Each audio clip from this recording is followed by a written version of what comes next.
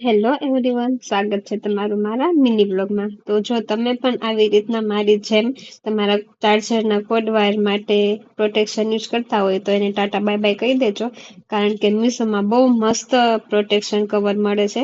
મેં પણ તે જ મંગાવી લીધું હતું. જો એનું પેકેજિંગ કેટલું મસ્ત છે.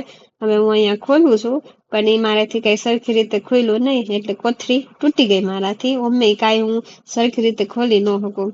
તો આમાં છે, જો પેલા એડપ્ટર માટે કવર હોય છે, પછી આપણા કોડ વાયર માટે હોય છે, અને કોડ વાયરમાં આપણે સાઈડમાં પિન અટેચ કરવા માટે પણ જો આ બે નાની નાની ઢીંગલીઓ હોય છે.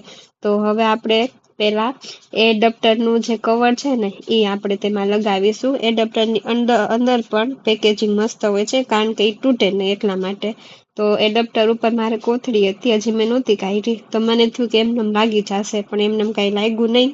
એટલે પછી મારે કોથળી કાઢવી જ પડી, અને કોથળી કાઢીને પણ મેં ટ્રાય કરી, પણ ઘડીકમાં કાંઈ લાગ્યું નહીં, કારણ કે એડપ્ટર મોટું પડતું હતું અને કવર એ પ્રમાણમાં થોડુંક નાનું હતું. પણ ગમે એમ મથી કરી અને મેં ચડાવી જ દીધું. પણ જો લાગે છે ને બાકી એકદમ ક્યુટ પર્પલ કલરમાં. પછી મેં ચડાવી અને હવે કોડ વાયરને મારે કવર કરવું હતું. તો બસ પછી મેં ઈ હાથમાં લઈ લીધું. અને ઈ કરતા કરતા વળી મને એમ થયું કે લાવ ને આ બે જે ઢીંગલીઓ છે ને એને પેલા ટ્રાય કરું.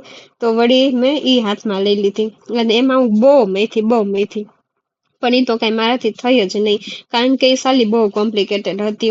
એ લાગી જ નહીં મારાથી. પછી એને પાછી સાઈડમાં મૂકી અને મેં કોડ વાયરનું કવર હાથમાં લઈ લીધું.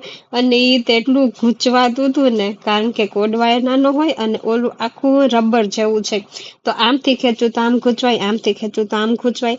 પછી મેં મૂકી દીધું અને મારા હસબન્ડને આપી દીધું. મેં કીધું તમે જ કરો ભાઈ, મારાથી નથી થતું આ.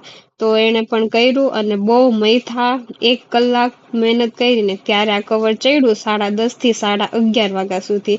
અને જો ફાઇનલી એને મને લગાવી જ દીધું. પણ જો બહુ મસ્ત લાગે છે. આપણો જે ચાર્જરનો વાયર હોય ને, કોડ વાયર, એ પૂરો પ્રોટેક્ટ કરી દે છે. અને જો